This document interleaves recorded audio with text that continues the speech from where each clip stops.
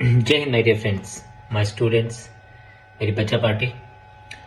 तो एक बात करने आपसे आया हूँ। बात कुछ ऐसी है कि मुझे बहुत देर हो गई है बच्चों के साथ डील करते हुए, बच्चों के साथ बातें करते हुए, बच्चों के साथ काम करते हुए। लगभग 22 साल, if I am not wrong. 2000 में पढ़ाना शुरू किया था, मतलब स्टार्ट 1999 से किया था, बट 2000 से एक्चुअल पढ़ाना शुरू कर दिया था। और आज तक ज़्यादा नहीं तो 10,000 प्लस स्टूडेंट्स को तो मैंने पढ़ाया होगा। और over this period of time जिन भी बच्चों को मैंने पढ़ाया है, उन बच्चों से अगर मैं बात करूं, सोचूं उनके बारे में, तो ऑफ कोर्स बहुत सारे बच्चे बहुत अच्छी अच्छी जगह पे इस समय पहुंच गए। लेकिन ये मेरा खाली योगदान नहीं है, ये मैंने ही खाली कुछ नहीं किया। ये मेरे स्टूडेंट्स थे जिन्होंने मुझ पर ट्रस्ट किया, जिन्होंने मुझ पर फेथ किया। तब फेथ किया जब मैं कुछ भी नहीं था।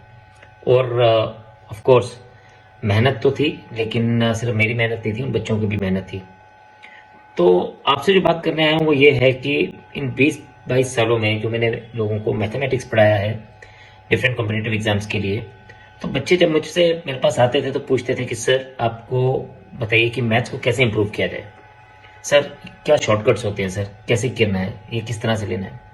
तो मैं उनको 4 मूल मंत्र देता हूँ जिस भी बच्चे की बात करें। पहला मंत्र है कि आपको जो पढ़ाया जाए आपके क्लास में, आपको उस कंसेप्ट को अच्छे से क्लियर करना है, बहुत अच्छे से। कहीं कोई प्रॉब्लम आए उन टीचर से पूछना है जो भी आपको पढ़ा रहे हैं, ताकि आप अपने कंसेप्ट को क्लियर करिए। पूछना बहुत जरूरी है, जब तक आप पूछेंगे नहीं तब तक आप आगे नहीं बढ़ पाएंगे। तो पूछना is very important, and definitely क्या रेलेवेंट पूछना है ये आपको पता होना चाहिए। नंबर 2,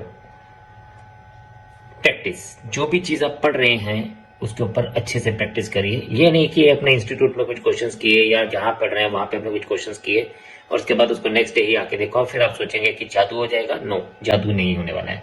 आपको उसके लिए मेहनत करनी ही पड़ेगी, काम करना ही पड़ेगा। तो आपको उसके ऊपर अच्छे प्रैक्टिस करनी है। उसके बाद कोई प्रॉब्लम आती है तो again come to your mentors, गुरु धारण कर लीजिए, अच्छे से मन से गुरु धारण करिए, उनसे पूछिए, विश्वास रखिए, तो डेफिनेटली आपको जवाब भी मिलेगा और आपको समय आने पे आप उनको थैंक भी कर सकते हैं। थर्ड, प्रैक्टिस के बाद आपका जो मेन फोकस है that has to be on accuracy. Accuracy अगर आपकी अच्छी है तो आपका कॉन्फिडेंस लेवल बढ़ता है, आप आगे बढ़ते हैं, आप काम अच्छे से करते हैं। और ये कॉन्फिडेंस लेवल जो है ना वो सिर्फ एक पर्टिकुलर सब्जेक्ट के ऊपर नहीं होता, this is applicable on the other subjects also. अगर आप एक सब्जेक्ट में अच्छा होना शुरू होते हैं तो वो जो पॉजिटिविटी है, वो जो अच्छी चीजें हैं, वो बाकी सब्जेक्ट्स के ऊपर भी स्प्रेड होना शुरू हो जाती है। तो that is very very important. तो accuracy is the third thing which you have to keep it in mind. And fourth is speed. तो स्पीड जो है ना उसके लिए आपको कुछ काम एक्स्ट्रा नहीं करना है, बस ऑटोमेटिकली वो हो जाएगी। आप जैसे जैसे आगे बढ़ेंगे स्पीड आपकी अपने आप इंप्रूव होती जाएगी, और जैसे जैसे आप काम करते जाएंगे स्पीड अपने आप ऑटोमेटिकली होगी। जो चीज आप पहले 5 मिनट लगाते थे, धीरे धीरे वो 3 मिनट पे आ जाएगी, 2 मिनट पे आ जाएगी, 1 मिनट पे आ जाएगी। और ट्रस्ट मी, 15 से 20 सेकंड के अंदर आप वो काम कर लेंगे, 25 सेकंड 30 सेकंड के अंदर वो काम कर लेंगे जो पहले आप 5 मिनट लेते थे। तो आप इन सब चीजों के ऊपर अच्छे से फोकस करिए, मेहनत करिए, एंड डेफिनेटली आप कहीं ना कहीं जरूर पूछेंगे। किसी समझदार आदमी ने कहा जो घर से निकला है वो कहीं ना कहीं जरूर पहुंचेगा। मुश्किल तो उसकी है जो घर से निकले ही नहीं। तो जो बंदा भी इस राह पे चलना शुरू होगा, काम करना शुरू होगा, वो डेफिनेटली कहीं ना कहीं पहुंचेगा।